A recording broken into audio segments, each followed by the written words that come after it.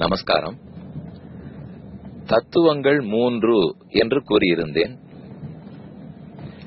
ஜடப்பொருள்கள் அறிவற்றவை அச்சித்து என்றும், அறிவுள்ள ஜீவன் ஆத்மா சித்து என்றும், இவர்கள் இருவரையும் தனக்கு சரீரமாய் தன்னால் ஆணை செலுத்தப்படுபவர்களாய் கொண்டிருக்கும் பகவான் ஈஸ்வரன் 3வது தத்துவம். இதில் ஜீவாத்மாவுக்கும் பரமாத்மாவுக்கும் அறிவு உண்டு, அச்சித்துக்கு அறிவில்லை.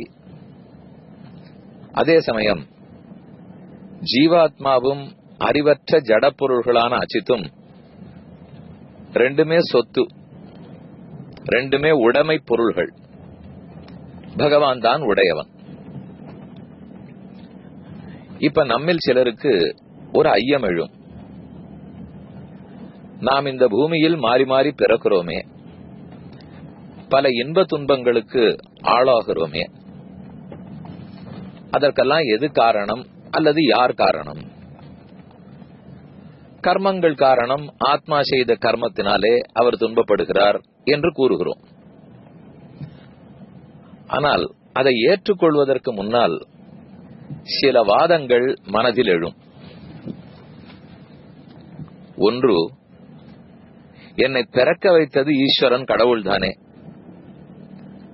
அவர் பிறக்க வைக்கவே, அவர் படைக்கவே தானே நான் துன்பப்படுகிறேன். ஏன் என்னை வைத்துக் கொண்டு அவர் விளையாடி வேடிக்கை பார்க்கிறார்? ஆகவே குற்றம் அவருடையதுதான் என்று இந்த ஜீவன் அவரை குற்றவாளியாக்கலாம். அதற்கு பதில் ஏற்கனவே கூறியிருக்கிறேன்.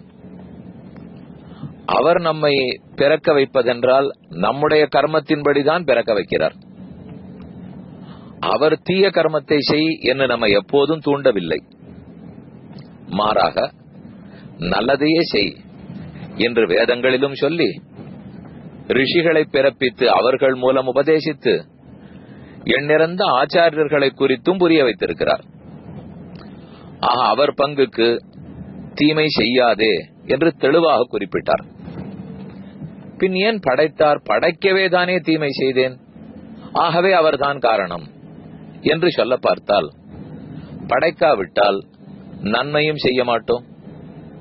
மேலும் படைக்காவிட்டால் நாம் ஏற்கனவே செய்திருக்கிற கர்மங்களுக்குண்டான பயனை அனுபவிக்கவே முடியாமல் போகும்.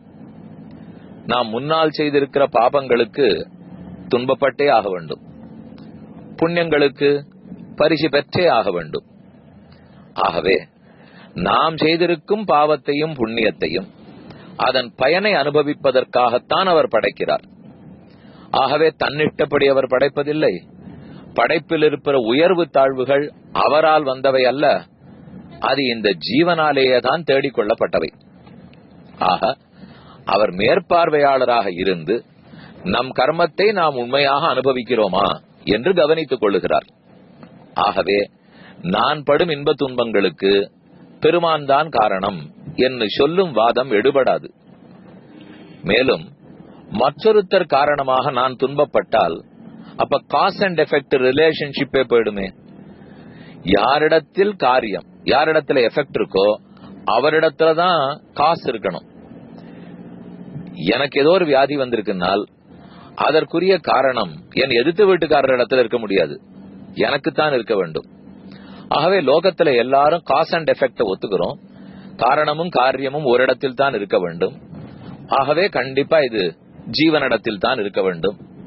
கடவுளை தேவையில்லாமல் குற்றவாளியாக்க முடியாது.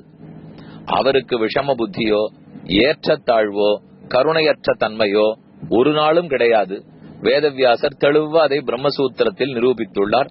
அது நமக்கே புரியும். நம் கர்மத்தின் வழிதான் பெருமாள் சிருஷ்டிக்கிறார். சரி, சிருஷ்டிக்காமலே இருந்து அப்படியே அழைத்து போகலாம் என்னால், அப்ப பண்ண தப்புனால பல பேர் பாதிப்படைஞ்சிருக்காளே, அந்த தப்புக்கெல்லாம் நான் தண்டனை அனுபவிக்காமலே போக வேண்டி வருமே. அதற்காகத்தான் பிறவி கொடுக்கிறார். சரி, இப்படி தண்டனை அனுபவித்துக் கொண்டே இருக்க வேண்டியதானா? இல்லை, சரணாகதி செய்து பண்ண தவறுகளுக்கு வருந்தி மன்னிப்பு வேண்டி இனிமேல் செய்ய மாட்டேன் உறுதி கொண்டால் அகம் துவா சர்வ பாபேபியோ மோக்ஷயிஷ்யாமி மா சுச்சஹ, எல்லா பாவங்களில் நின்று நான் விடுவிக்கிறேன், சோகப்படாதே என்று பெருமானே உறுதி கொடுத்திருக்கிறார்.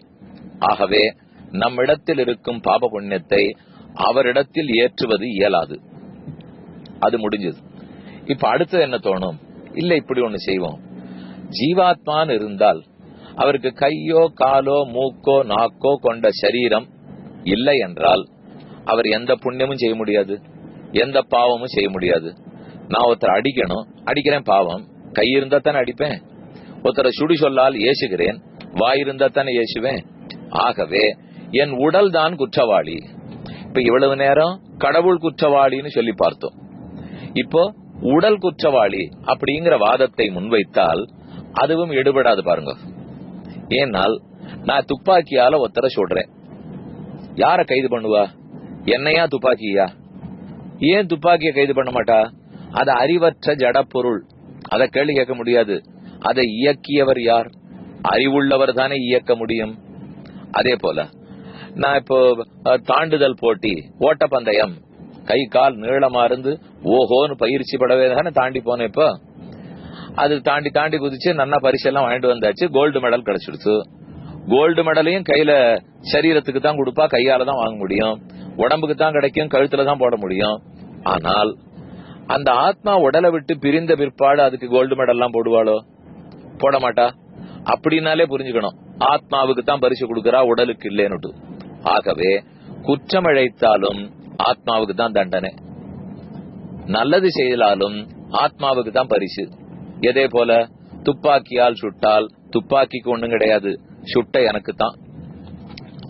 நான் அண்ணா ஓட்டு பந்தயத்துல ஜெயிச்சா வெறும் உடலுக்கு இல்ல, கண்டிப்பா எனக்கு தான். ஆகவே உடல் பேரில் ஏற்ற முடியாது, ஏன்னா அது ஜடப்பொருள்.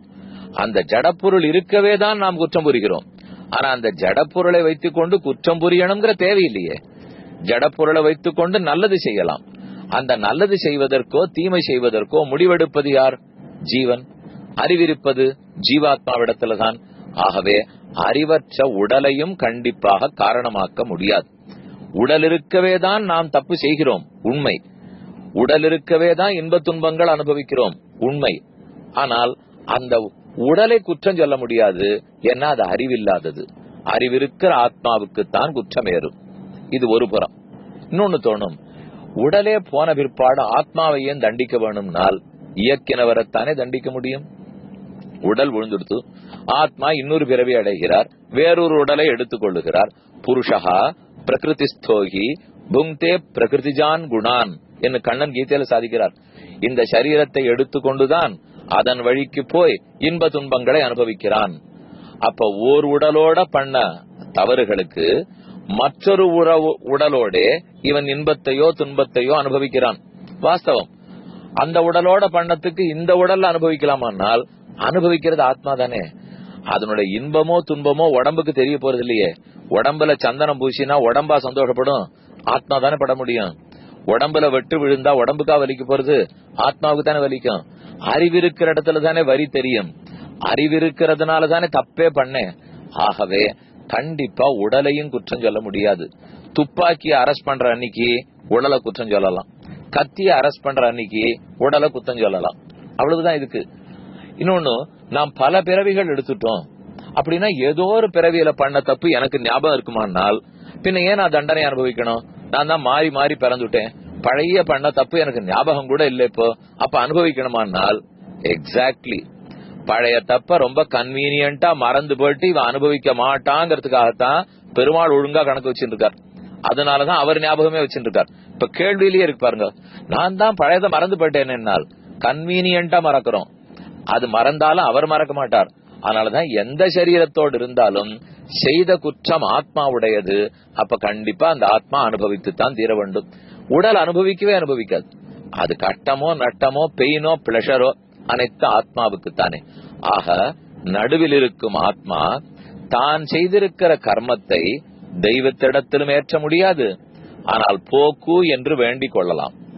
தான் செய்த கர்மங்களை உடலின் தலையிலும் கட்ட முடியாது, ஏனால் அதற்கு அறிவு கிடையாது. ஆனால் இந்த உடல் இருக்கவே தானே துன்பங்களை படுறோம். உடல் இருக்கவே தானே கர்மங்களை செய்கிறோம்.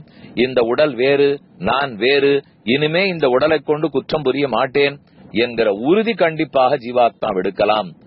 நடுவுல இருக்கிற ஆத்மா தான் செயல்களுக்கு தான் தான் பொறுப்பேற்றாக வேண்டும். இப்புறமும் தள்ள முடியாது, அப்புறமும் தள்ள முடியாது, எப்புறமும் தாண்டாது. இப்போது இதை யோசிப்போம். ஆடியோ பிராட்காஸ்டை உங்களுக்காக வழங்குபவர் ஸ்ரீ வேலுக்குடி கிருஷ்ணன் சுவாமி. இந்த ஆடியோ பிராட்காஸ்டை தினமும் உங்கள் மொபைலில் பெற முதலில் 9443219021 என்ற எண்ணை உங்கள் மொபைலில் சேவ் செய்யவும். பிறகு இந்த எண்ணிற்கு ஒரு வாட்ஸ்அப் மெசேஜ் அனுப்பவும். தினந்தோறும் இந்த ஆடியோ பிராட்காஸ்டை கேட்டு மகிழவும்.